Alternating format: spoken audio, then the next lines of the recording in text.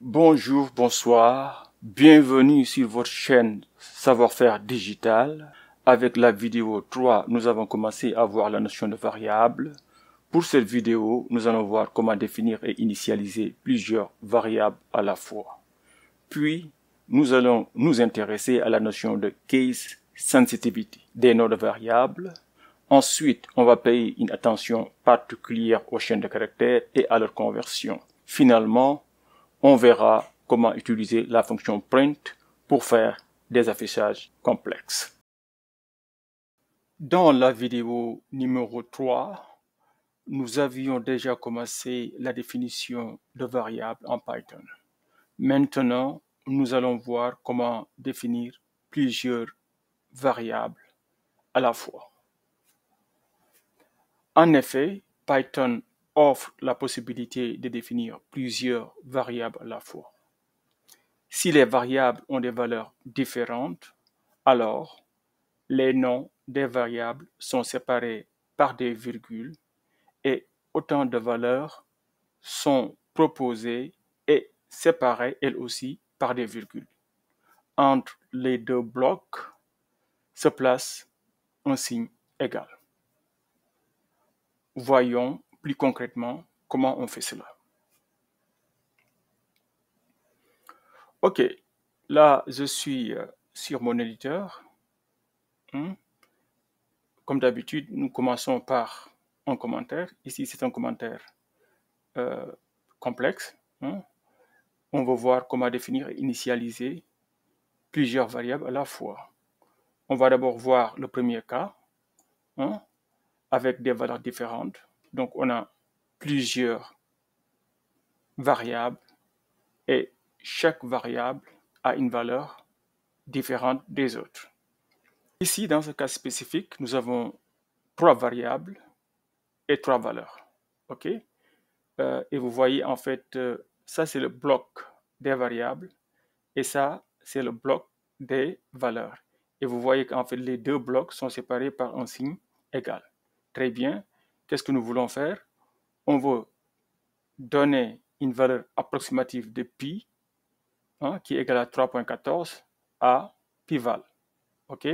On va donner la valeur 10 au rayon du cercle. Et la figure géométrique est bien un cercle. OK? Notez bien ici les différences de type.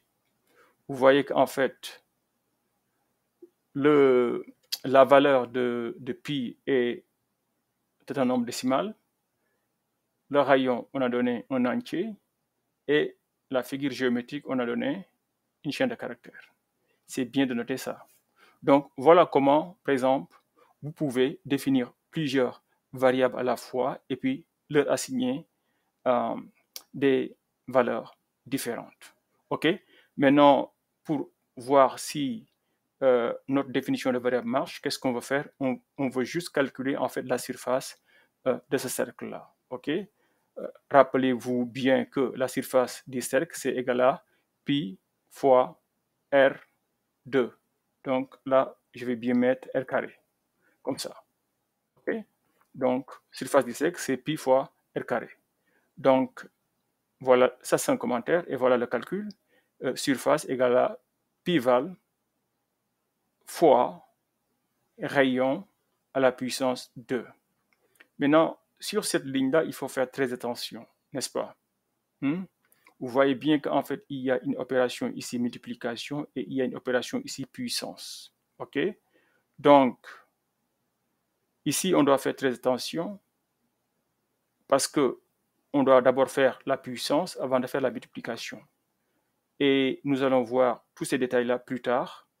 Nous allons voir qu'en fait, dans plusieurs langages de programmation, la puissance a une priorité sur la multiplication. Donc, Python va d'abord faire ceci, élever le rayon à la puissance 2 avant de multiplier le résultat total par la valeur de pi. Maintenant, dans le cas où vous n'êtes pas sûr, vous pouvez aussi faire quelque chose comme cela. Mais nous allons voir ça en détail dans les vidéos à venir. Vous pouvez prendre le rayon, vous élevez ça à la puissance 2 et puis vous multipliez par la valeur de pi. Si vous faites ça comme ça, c'est explicite. Il n'y a pas de confusion possible. Parce que là, on voit nettement qu'on fait d'abord ce qui est entre parenthèses avant de faire ceci. Bon.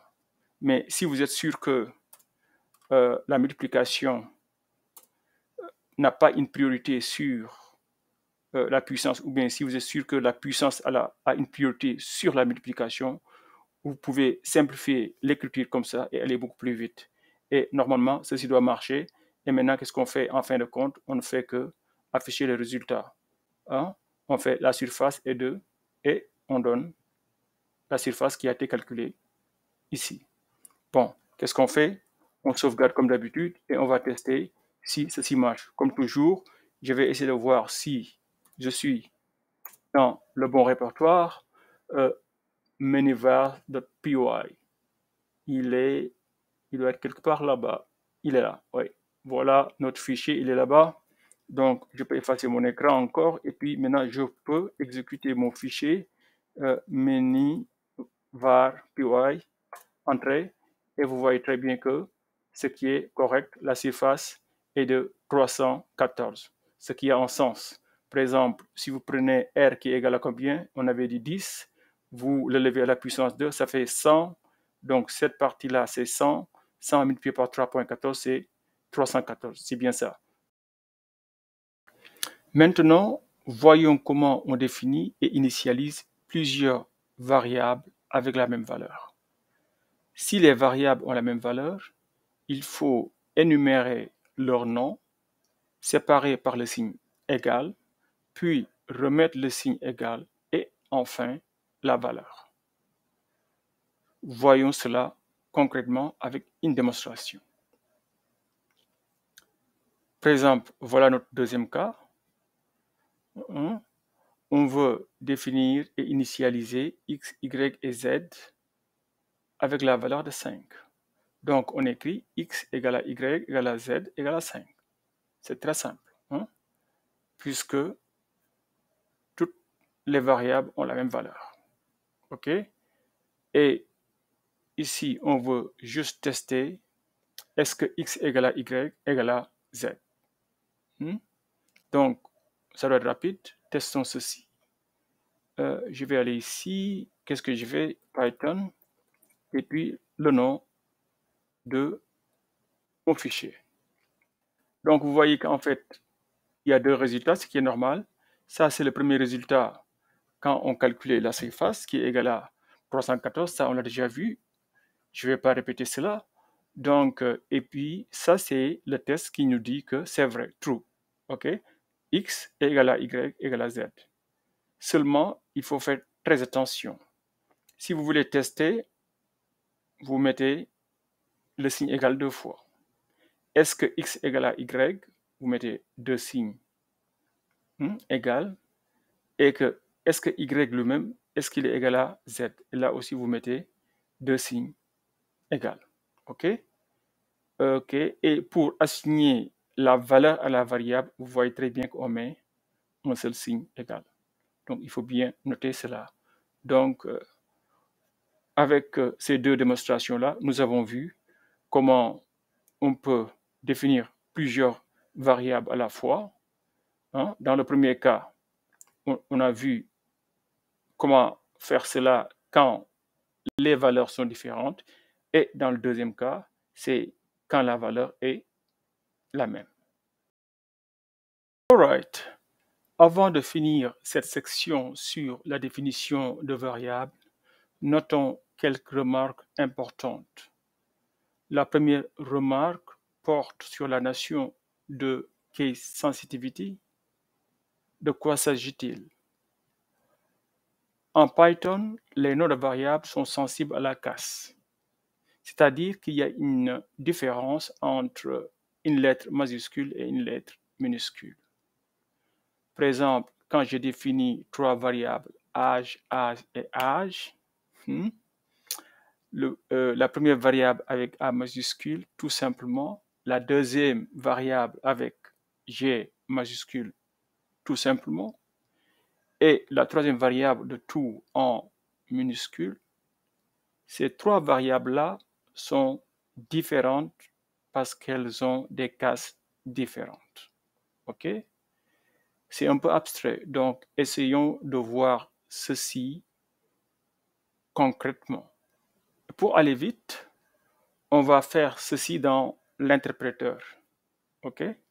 Donc, qu'est-ce qu'on avait dit? On avait trois variables. Je pense que, OK, je vais appeler mon interpréteur Python. Je pense que j'avais défini déjà ces variables-là. OK, ça, supposons que h égale à 1, c'est la première variable.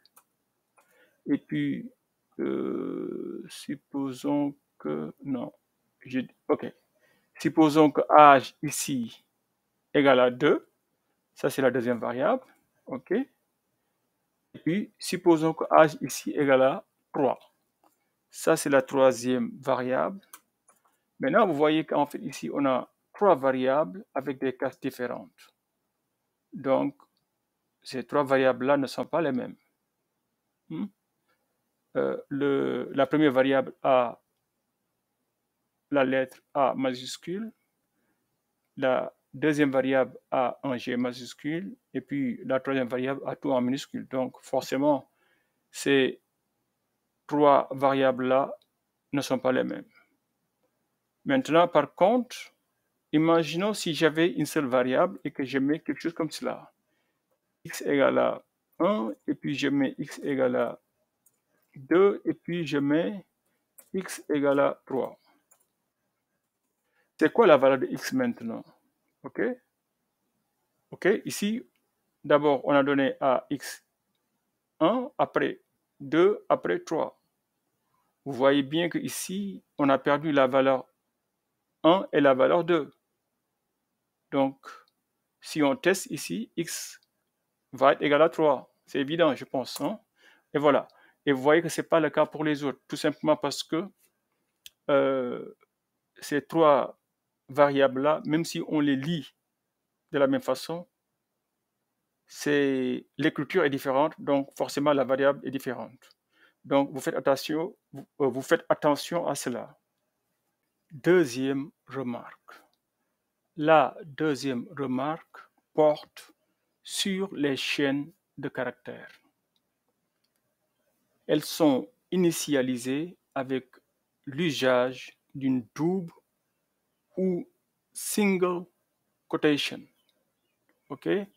Donc, il faut faire attention. Pour les chaînes de caractères, vous avez deux possibilités de les initialiser, hein, double quote ou single quote. On va voir ça plus en détail. OK? Par exemple, venons ici. OK, là, je vais amener mon interpréteur Python. OK, voilà. Quand je mets x égale à, comme ça, 5, vous voyez, là, j'ai défini une variable x égale à 5 comme ça. Mais attention, ici, 5 n'est pas la valeur 5, OK? Ce n'est pas la valeur numérique.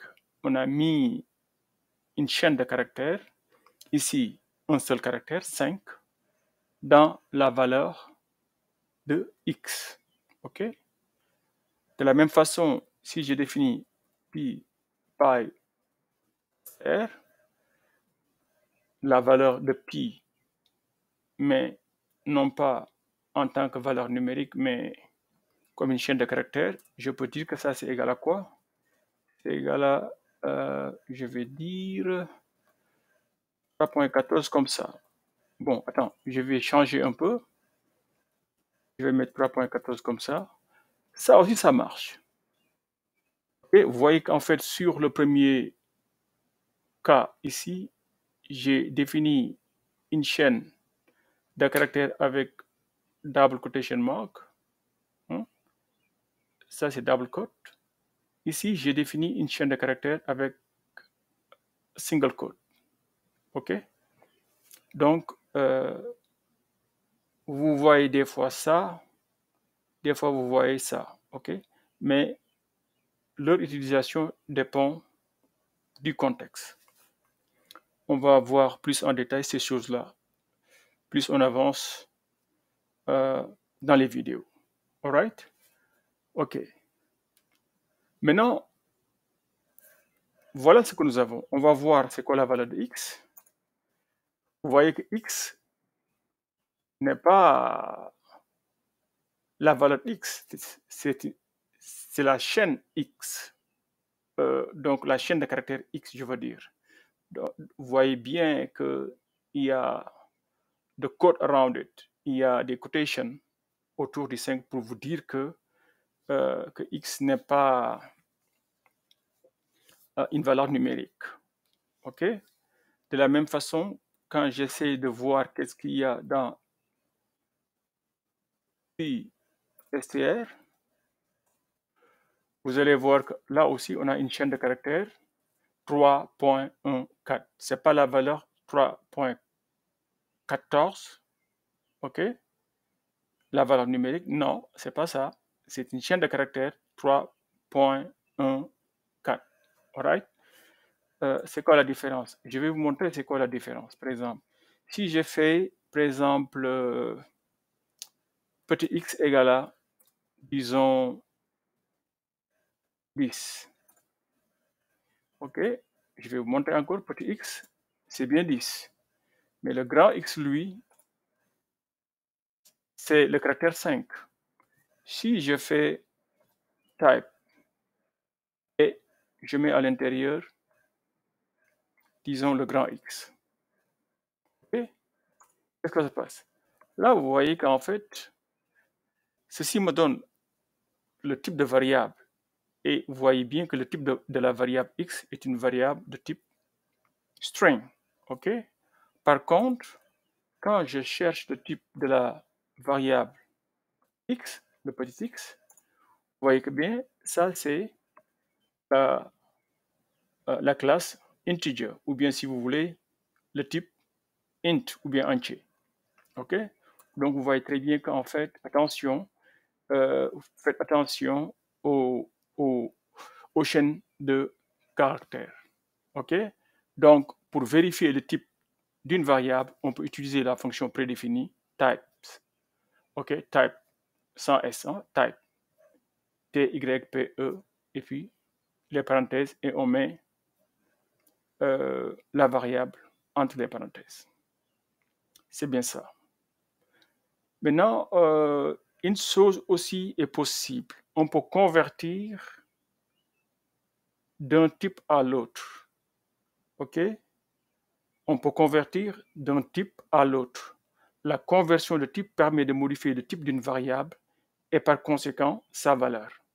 OK? Par exemple, si je fais quelque chose comme ceci, je fais y égale à, et puis je mets, bon, je vais changer un peu. Je vais mettre, disons, 14. OK? Vous voyez que là, j'ai utilisé single quote pour définir la variable y comme étant une chaîne de caractères. Ce n'est pas la valeur numérique 14, mais c'est la chaîne de caractères 14. Donc 1 et 4. OK? Donc, si vous voulez, donc vous voyez que y égale à 14. C'est bien ça. Maintenant, si je veux, par exemple, convertir cette chaîne de caractères-là en une valeur numérique, je peux le faire. Il suffit juste de faire ceci, y égale, OK? Bon, par exemple, si on veut convertir y en une valeur entière, je mets int, et puis je mets y. Qu'est-ce que cela veut dire? C'est-à-dire qu'en fait, prends la valeur y qui est une chaîne de caractères et traduis ça en valeur numérique. Attention maintenant, ici, Python va le faire si et seulement si la conversion est possible. Si la conversion est impossible, évidemment, vous aurez une erreur. Et là, si je... Maintenant, vous voyez très bien qu'en fait, y est une valeur maintenant numérique sans les quotations. OK. Pour aller vite, il faut aussi savoir qu'en fait, il y a d'autres types de conversions possibles avec les fonctions str, int and float. OK? Donc, vous pouvez regarder la documentation parce que je pense qu'on n'a pas le temps d'aller sur ces détails-là, mais bon, vous pouvez vous-même aller et puis regarder ça en détail.